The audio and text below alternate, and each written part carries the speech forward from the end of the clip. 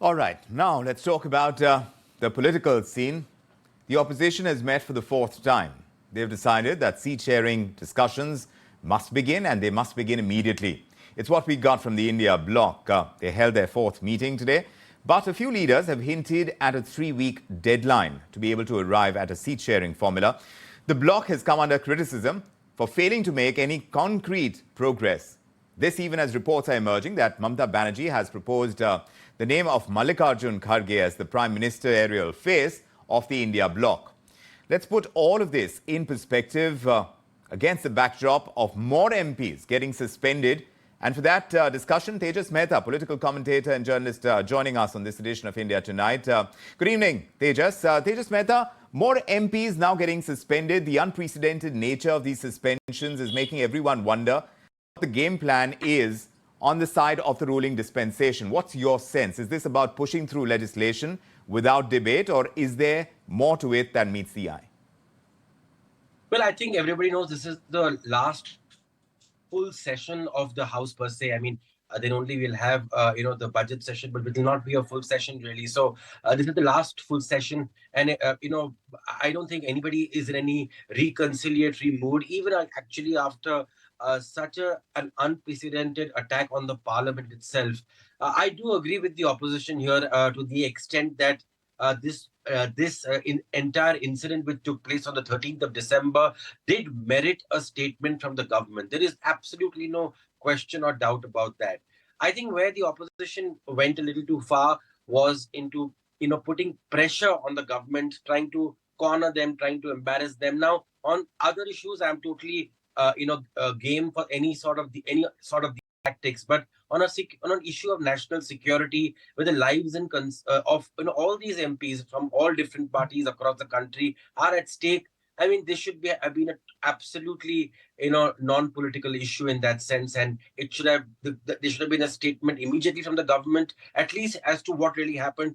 The basics as to what really happened doesn't have to go into really depth, and an assurance of assurance to the country and to the MPs as to their lives were being protected. All steps would be taken. I think that would have really been enough. Probably by Mr. Amit Shah would have been the right person. I think what really has gone completely out of control really here is the opposition really trying to really make this into a political issue, and that's where the Prime Minister is right here. But I still feel the government should have gone beyond these statements by the opposition and given a statement. I mean, it's okay. You are in government, you will face these barbs, that's fine. But not to give a statement, I don't think augurs really well. I do hope there are 2-3 days remaining, and the Home Minister will finally give a statement, because I guess almost half of Parliament is empty now. Certainly is, and time seems to be running out for the opposition to find a counter to the government. Perhaps from the opposition side, one could look at it as a good opportunity to rally around a cause. The India Bloc has lost almost half its strength in the Rajya Sabha and 1/3 in the Lok Sabha. The India Bloc meeting now having concluded the fourth time that they've met. There's no seat-sharing formula just yet. There is some buzz that a deadline has been set of 3 weeks so that they can arrive at a seat-sharing formula soon. Also, there is no clarity on a PM face, though, like we mentioned, Mamata Banerjee has proposed Mr. Kharge's name as Prime Minister. But do you think the opposition can still come together to put up a meaningful fight for these general elections in 2024? Well, Vikram, I think you touched on a very important point, that the most important thing has not yet been done, and that is seat share. Because everything else can come together on paper, but on the ground, ultimately, you will have to each party will have to concede somewhere. Now, wherever, I mean, so the India Bloc is there on paper, it's there in all these meetings, but on the ground, it's still not there, because wherever the Congress is there, say in many of the states like Rajasthan, Gujarat, and several other states, Haryana, it is in a direct contest with the BJP. In Madhya Pradesh, in other places like say Tamil Nadu, it's with the DMK, though a smaller partner there. In several other states, it's the minor partner, Jharkhand, etc. In Maharashtra, it is a minor partner.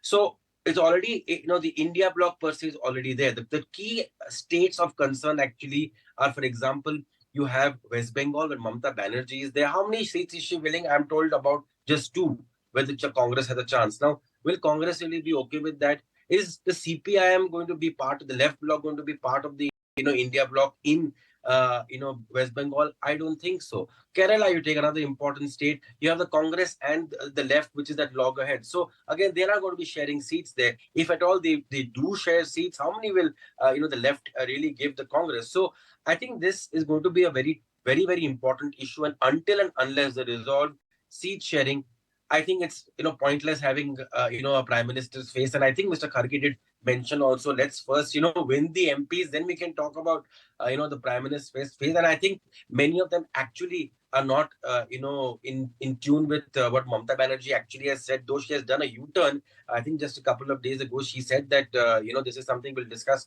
after the election. So I don't know why she has gone ahead to propose. I think one argument given is that he could be the first Dalit Prime Minister of India, just as how you have the president who is the first tribal woman who has become the Prime Minister. So it's again these are very good ideas, but ultimately it's about the seat sharing. It's about people knowing about the India bloc. Nobody still understands what the India bloc is, especially in all these smaller states. So people should know. Most importantly, the party workers should be working in sync and together. So I think these are bigger issues to be tackled by the India bloc, rather than just about the prime minister's face. I don't think that's so critical, because anybody you put against Mr. Modi is going to be extremely difficult. And that is why several leaders were not of the opinion that anybody face should be put. I think one of the ideas was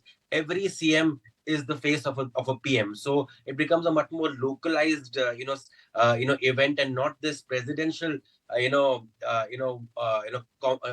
competition, in a sense that it's already become for the last several elections. Well, we did hear a few voices from the India Bloc at the end of the meeting that they've had. Just listen into what they said. It was a very successful, fruitful meeting. Everybody opened their mind and told.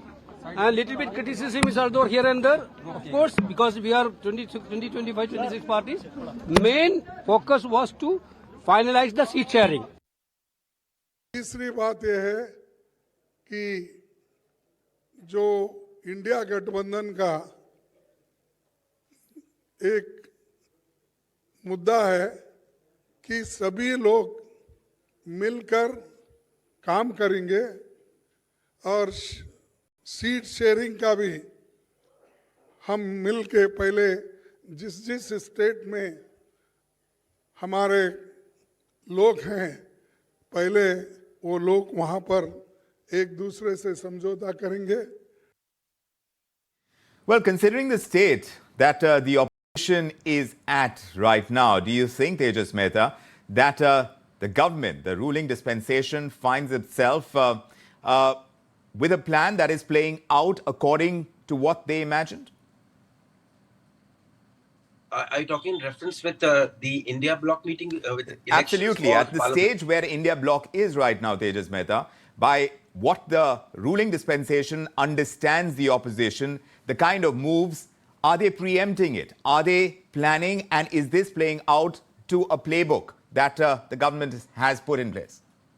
Well, one possibility is that some sort of arrangement has already been reached between these political parties about seat sharing, but they don't want to declare it as yet, because that gives an edge to the BJP. So they'll want to wait and until they get a little closer to election post the new year.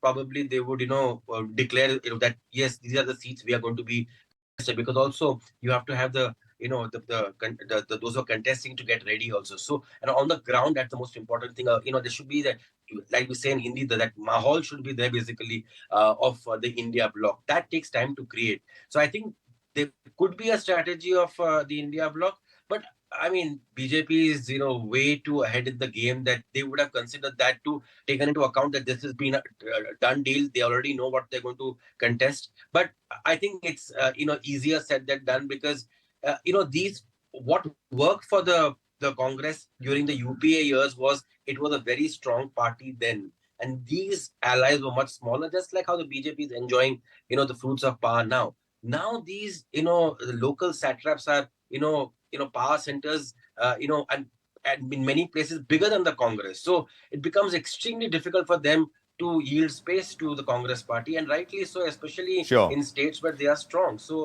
that is going to be. So it is an you will have to wait yes. for very interesting days coming. It is quite an uphill task for the opposition now. Time is running out, like we mentioned, and of course, the seat sharing formula. Even if they've arrived at that, there is the ruling dispensation, which finds itself with a step ahead in this entire equation. We'll keep tracking developments on this. Tejas Mehta, always a pleasure getting in your perspective on all things political. Thanks indeed for joining us. Well, it's time for us to wrap up this edition of India Tonight, but we'll be back with Business at 9 o'clock sharp here on ET Now. Keep your date with us, and until then, have a great evening.